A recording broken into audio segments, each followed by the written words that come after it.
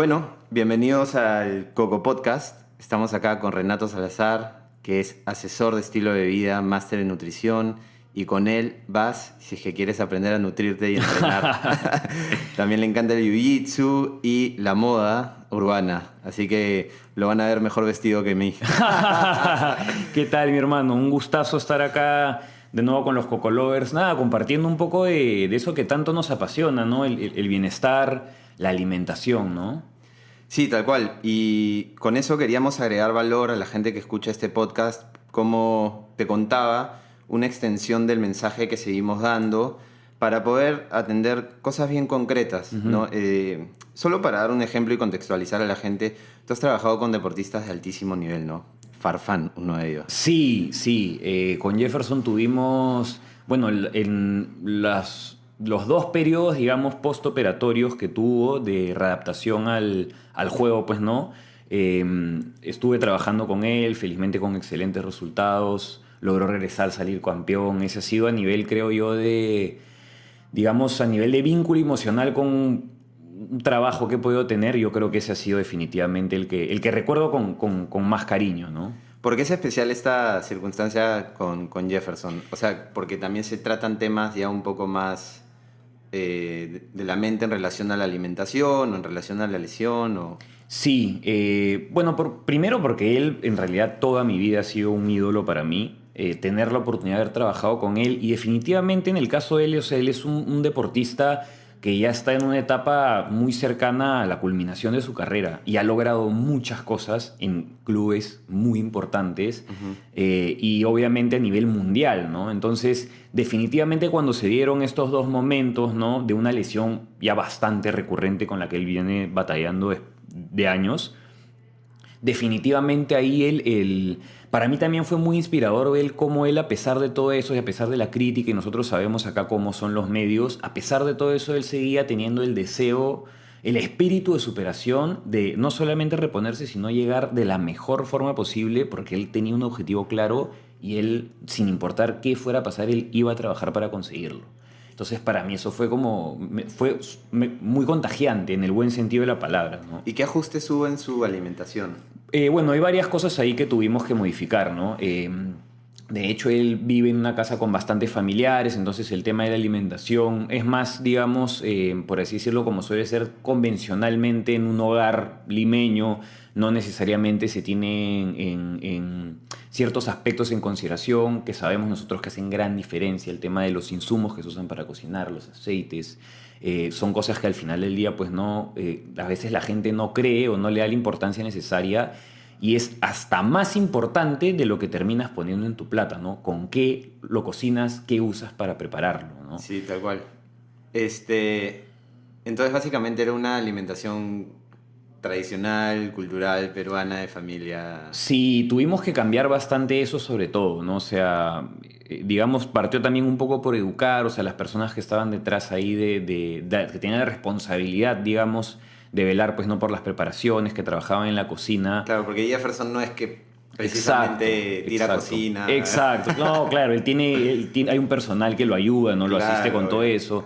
Pero sí, fue en realidad una labor bien bonita. Él obviamente, por la propia característica, ¿no? De su condición, que era un postoperatorio, tenía un nivel de inflamación no considerable. Entonces era un poco eso, ¿no? O sea, cómo combatimos la inflamación y también obviamente un proceso de desaprender para volver a aprender acerca sobre todo, ¿no? Del tema de los insumos, como te digo, el tema de los aceites que en realidad es muy importante.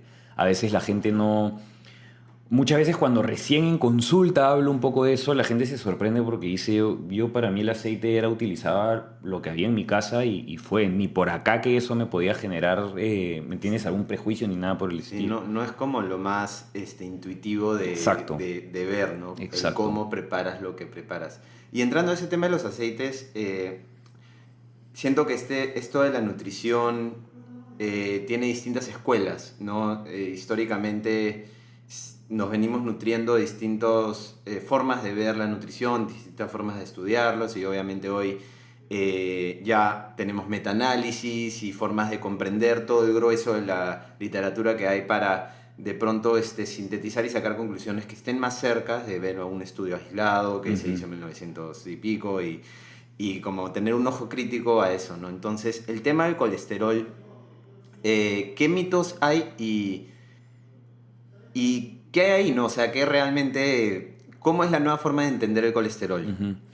Mira, lo que pasa con el colesterol yo creo que es el claro ejemplo de lo que sucede desde nuestra forma de tratar de simplificar al máximo todo lo que al final terminamos viendo de alguna forma. Nosotros a veces queremos ver las cosas como que si son buenas o malas, como si nos hacen bien o nos hacen mal. Y eso depende de muchísimos factores.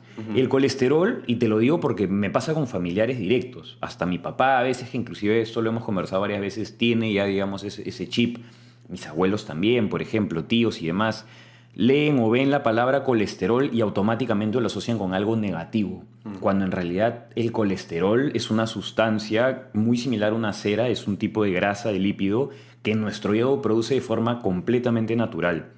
El tema está en que el hígado necesita, y esto sí creo que lo van a asociar de forma mucho más fácil a muchas veces cómo nosotros evaluamos el colesterol en un hemograma, por ejemplo, ¿no? Cuando nos sometemos a un análisis.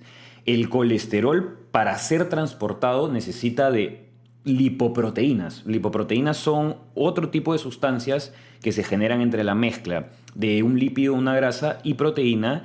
Y existen dos tipos, el HDL, ¿no? Que en inglés vendría a ser High Density Lipoprotein, proteínas de densidad alta, llamémoslo de cierta forma, y LDL, que es Low Density Lipoprotein. Entonces, tenemos este segundo grupo, que son las lipoproteínas de densidad baja, que sí es cierto que cuando las tenemos muy altas, digamos, cuando existe una...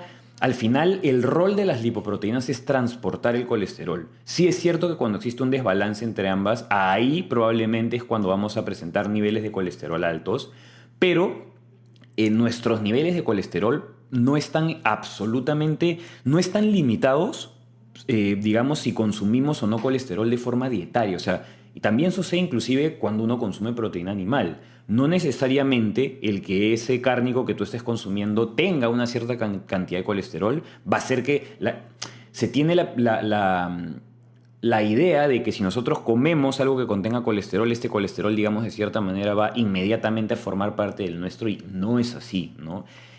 Ese animal precisamente tiene colesterol, tiene una cierta cantidad de colesterol porque él también se encarga de producirlo desde su propio hígado. Entonces, entender esto es muy importante porque no es que el colesterol sea una sustancia nociva o algo que tengamos que evitar, para nada. Y bueno, dicho sea de paso también, los niveles de colesterol que nosotros producimos al final y el balance que exista entre el HDL y el LDL depende de una serie de factores. No solamente si consumes colesterol, grasas saturadas, grasas trans, que no necesariamente, bueno, en el caso de la segunda sobre todo, no es que sean algo malo en lo absoluto. Luego podemos hablar un poco más del tema de las grasas saturadas puntualmente. Pero depende de muchas cosas, ¿no? Depende mucho, literalmente, de la composición corporal de la persona. Hoy por hoy sabemos que la obesidad, por ejemplo, tiene una relación muy estrecha con niveles de colesterol no saludables, ¿no? Niveles de colesterol en sangre. El sedentarismo también es terrible para el colesterol, para la ecuanimidad, el balance, ¿no? La homeostasis de la producción de colesterol del cuerpo. Entonces, sabemos hoy por hoy, como tú dices, a través de la literatura, de muchos metaanálisis, que el colesterol es algo al final mucho más grande. De cierta manera, podríamos hasta compararlo con nuestra respuesta inmune.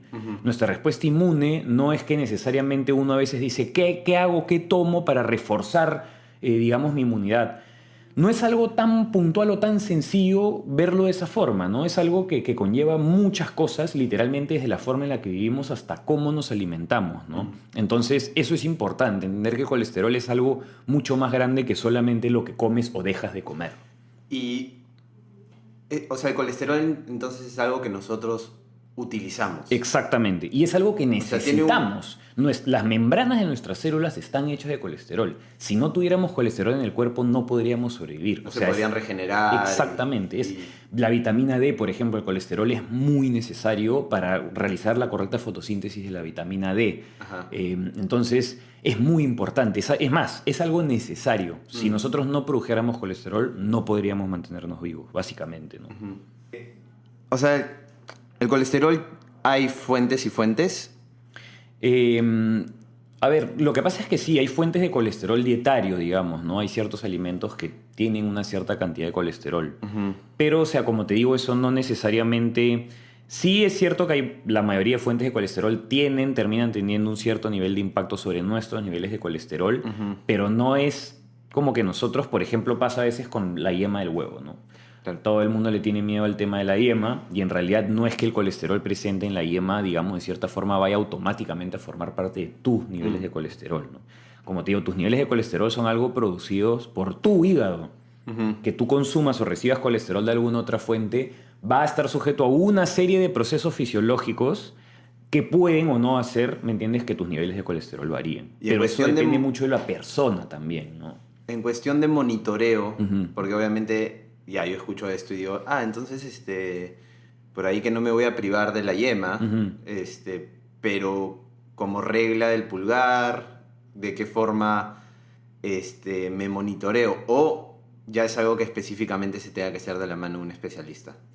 O sea, el tema del colesterol sí es algo que al menos una vez por año, igual por ejemplo, o sea, el colesterol, la vitamina B12, los niveles de glucosa, la insulina, sí es algo que es lo más responsable, es al menos una vez al año hacerse un chequeo, es algo muy general en verdad, para ver cómo están los niveles y precisamente también para ver si es que es necesario hacer alguna modificación. Por lo mismo de que el colesterol es algo que nosotros producimos, muchas veces nosotros creemos, pues, no que todas nuestras decisiones nutricionales están perfectas, pero al final, precisamente como depende de una serie de cosas, por ejemplo, he tenido el caso de varias personas que ahora, sobre todo desde, por ejemplo, en 2020 empezó la pandemia, hubo mucho sedentarismo. Hay personas que han visto sus niveles de colesterol, por ejemplo, afectados por la pérdida de actividad física que han pasado a tener. Claro. Entonces ya es eso que inclusive ni siquiera está estrechamente vinculado a la alimentación, que igual está teniendo un impacto directo sobre sus niveles de colesterol en sangre, ¿no? Claro, Entonces, porque el colesterol está en la grasa que consumimos y la grasa tiene un valor energético. exacto. Y si nosotros no usamos eso, se estanca, pues, ¿no? Exacto. No, y al final el hígado, pues, es un órgano. Exacto. Nosotros básicamente lo que tenemos que de cierta manera buscar a través de nuestro estilo de vida es, al final, generar un balance, digamos, correcto entre los dos tipos de lipoproteínas, que son las que van a terminar, digamos, a hacer más eficiente el transporte del colesterol. Básicamente eso, ¿no? Ahí está interesante porque viendo este ratio, esta ecuación que se usa para hallar el riesgo cardíaco, que es el colesterol total, que es LDL sobre HDL, Ujú. parece ser que, o sea, mientras tu ecuación mantenga el LDL relativamente más bajo, el producto final va a ser menor. Exacto. Esto es esto es de la misma forma que, por ejemplo, el omega 3 y el omega 6 siempre tienes que cuidarte un poco más del omega 6 porque es más inflamatorio o algo así. Exacto, sí. El tema está en que, claro, en el caso, pues no al final de los lípidos, de las grasas, es como que de cierta manera funcionaran en conjunto y dependen como del balance o equilibrio que haya entre uno y el otro, tal cual como el ejemplo que tú has dado de los omegas, ¿no? Es Ajá. así, o sea, eso al final termina siendo... Por eso es que también a veces explicarlo o comentarlo es, digamos, de cierta manera, es un poco más complicado, ¿no? Y por eso es que Claro. también entiendo que las personas que obviamente pues quizás no tienen ¿me entiendes?, el grado de instrucción para entenderlo, a veces, ¿me entiendes?, lo pueden asociar hasta como algo, como decía, ¿no?, nocivo, peligroso, como algo que tienen que evitar. Pero al final es eso, ¿no? O sea, digamos, en este caso, ¿no?, estas dos lipoproteínas funcionan en conjunto. No es que, digamos, tú puedas de cierta manera llevar una al suelo o a nivel, ¿me entiendes?, eliminarla, porque Claro, no claro. es así. Necesitas de las dos, pero la clave está en tener, digamos, un buen ratio entre uno o la otra, ¿no? Una buena relación, llamémoslo entre comillas, entre el HDL y el LDL, ¿no? Ujú. Ahora entrando un poco a las grasas saturadas, yo leí últimamente, que creo, no estoy tan seguro, me tienen que doble chequear en eso, que es un metaanálisis reciente, o es una revisión, que la conclusión decía, a pesar de la creencia convencional de que las grasas saturadas es un tema blanco y negro, como que son malas, se observa que al momento de tomar en consideración el alimento y la fuente como tal y que otro grupo de nutrientes tenga el alimento, es factor determinante para ver si es que la grasa saturada realmente puede cumplir inclusive, claro, es lo opuesto al argumento que dice que te va a hacer mal al corazón, por ejemplo, sino que puede tener opciones, puede tener facultades protectivas. Esto es lo que decía el estudio. Entonces, sé que tú lo has revisado, sé que tú lo has hablado, entonces cuéntanos un poco de eso. Sí, eso, a ver, es totalmente cierto, ¿no? En cuanto a las grasas saturadas, depende mucho de la fuente y de la cantidad. Obviamente, las grasas nosotros sabemos que, y ojo, en comparación a los otros dos macronutrientes, ¿no? A los carbohidratos y a las proteínas, las consumimos en cantidades, digamos, menores, precisamente porque tienen una densidad calórica superior. Y porque en realidad, sí, pues al final necesitamos menos grasas que proteínas. Y bueno, en el caso de una persona que lleva una alimentación completa, porque ahora hay distintos tipos, digamos, ¿no? de orientaciones nutricionales, carbohidratos. El tema de las grasas saturadas, precisamente como tú lo has dicho, pasa y es un ejemplo clarísimo de esto, por ejemplo, son los TCM, ¿no? Los TCM son los triglicéridos de cadena media, que tienen una cadena, bueno, sí, una cadena de carbono de duración media en lugar de larga, y particularmente, bueno, en aceite de coco están presentes alrededor de un 50%, y particularmente los TCMs, no solamente hay muchos estudios que los asocian digamos, de cierta manera les otorgan esta característica de ser cardioprotectores, sino que también son antimicrobiales, son antibacterianos, son muy buenos para... Todavía no se encuentra bien, todavía no he encontrado mucha literatura sobre específicamente qué efecto tienen para el proceso cognitivo, ¿no? Para la cognición, pero hay casos, por ejemplo, hay enfermedades, hay niños que sufren de ciertas patologías que, si no me equivoco, es el autismo, por ejemplo, que los TCMs los ayudan muchísimo en su tratamiento. Y también, si uno se pone a pensar, los TCMs también están presentes en la leche materna. Curiosamente, también lo están, ¿no? Presente, digamos, de forma natural en el aceite de coco.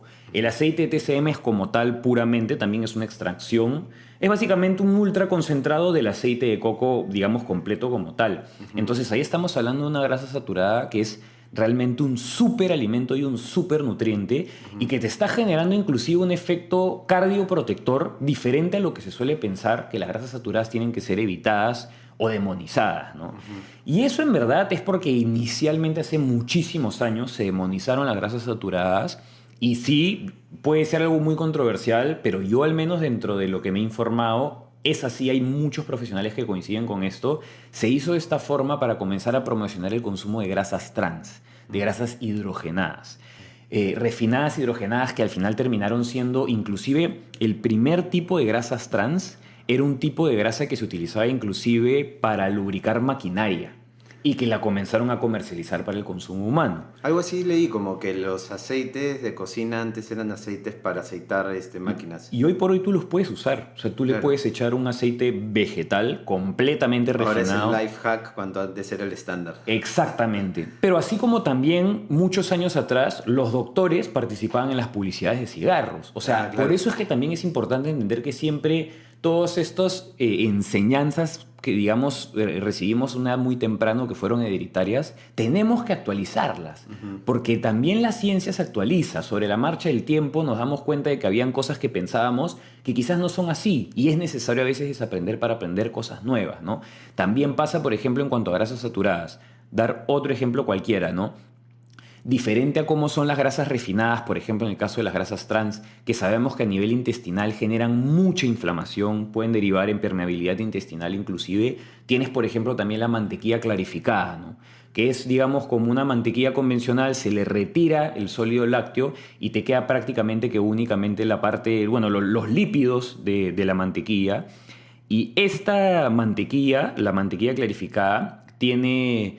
No es butirato, tiene ácido butírico. Y el ácido butírico es un ácido graso de cadena corta que es una súper fuente de energía para nuestras células intestinales. ¿Ese es el ghee? El ghee, exacto. Y que curiosamente también es muy difícil de encontrar naturalmente presente en otro alimento. Entonces, ahí tenemos algunos ejemplos de cómo, oye, en verdad, este tipo de grasa saturada no solamente es nutritiva, sino que tiene ciertos aspectos que son muy, muy valiosos y que tienen un impacto directo en nuestra salud, ¿no?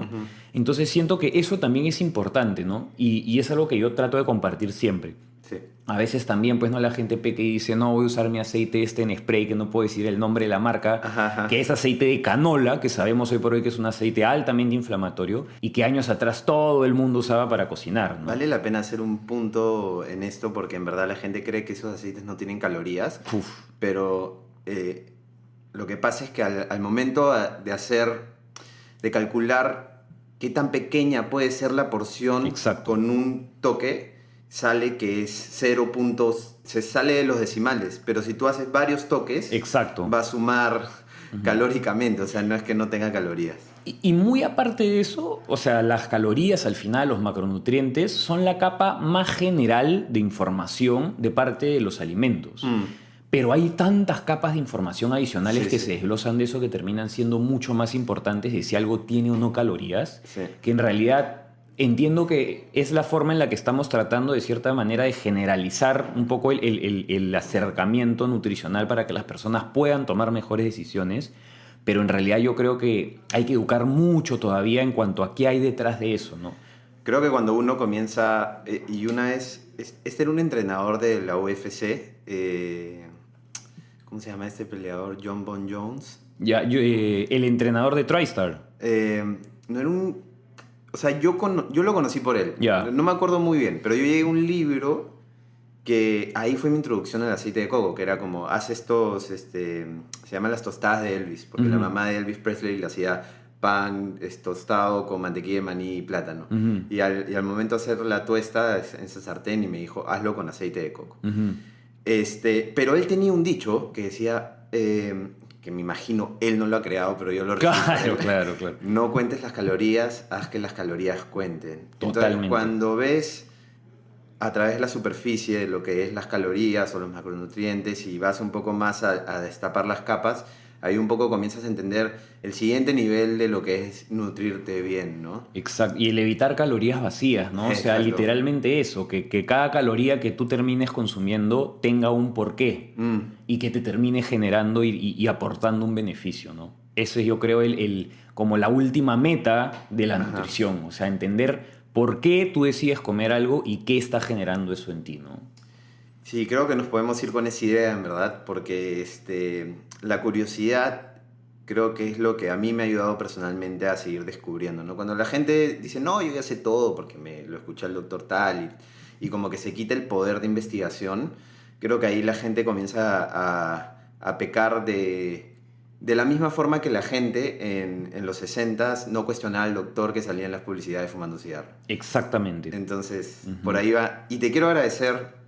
Hoy día vi un story tuyo que ponías el aceite de coco y hacías referencia a un video y notaste que el aceite de coco no existe extra virgen, que Claro. existe virgen. Ahí quiero hacer un hincapié porque solo existe aceite de coco virgen por norma técnica y por proceso. Sé que en otros países es hasta ilegal Sí. poner el nombre de... O Sí. sea, darle la denominación de extra virgen. Acá es digamos, punible de la misma forma Claro. que tú puedes denunciar y hacen la investigación, pero el cuerpo técnico no está homogenizado, Claro. es decir, DIGESA, como que tú puedes ir un día con el mismo aceite y plantear que sea extra virgen y el pata que no sabe la norma, que es su norma, Exacto. dice ya, extra virgen, y luego el siguiente día puedes ir con lo mismo y hay un pata que sabe y te dice, no, esto no se puede, señor, tiene que cambiar la etiqueta.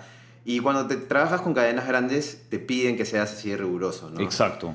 Entonces, bueno, gracias por este podcast, que es el Coco Podcast, le hemos puesto. Un monstruo. Y seguramente vamos a seguir conversando de esto, de nuevas preguntas, temas de la nutrición, porque la idea es que la gente como comience a despertar su curiosidad y sepa técnicamente, o sea, tú has profundizado mucho, trabajas en esto, es tu profesión, aparte ligado de gente que necesita un nivel de acompañamiento de una persona que sepa de verdad, o sea, no trabajas con Farfán porque eres mediocre. Trabajas porque eres un máster en lo que haces. Entonces, aparte lo explicas muy... Como que yo siento que si tuviese a un hijo acá al costado de 10 años lo podría entender. Porque, claro, cuando yo escuché esto de las lipoproteínas como que transportan el colesterol, es como fácil de imaginártelo. Entonces, gracias Rena, en verdad Siempre un placer trabajar contigo, con la marca y conversar de X temas, porque ya nosotros somos amigos y conversamos de X temas. Eh, y se vienen cosas buenas, creo que lo que hablamos la vez pasada. Pero para cortar el podcast, simplemente agradecerte por tu presencia. Si quieres ultimar con algo, te doy carta abierta. Oh, agradecerles en verdad por el espacio, por considerarme. A mí en verdad me encanta hablar, tú sabes, compartir de esto que en realidad es mi pasión y por eso mismo es que decidí pues no hacerlo como, ejercerlo digamos como una profesión y nada, incentivar siempre, nunca se conformen con lo que ya saben, porque la nutrición es una ciencia que cambia constantemente y yo mismo inclusive las cosas que pensaba hace 3 o 4 años las he cambiado muchísimo hoy por hoy. Entonces es necesario siempre estar actualizado, siempre buscar nueva información, siempre tener ese hambre de saber más, ¿no?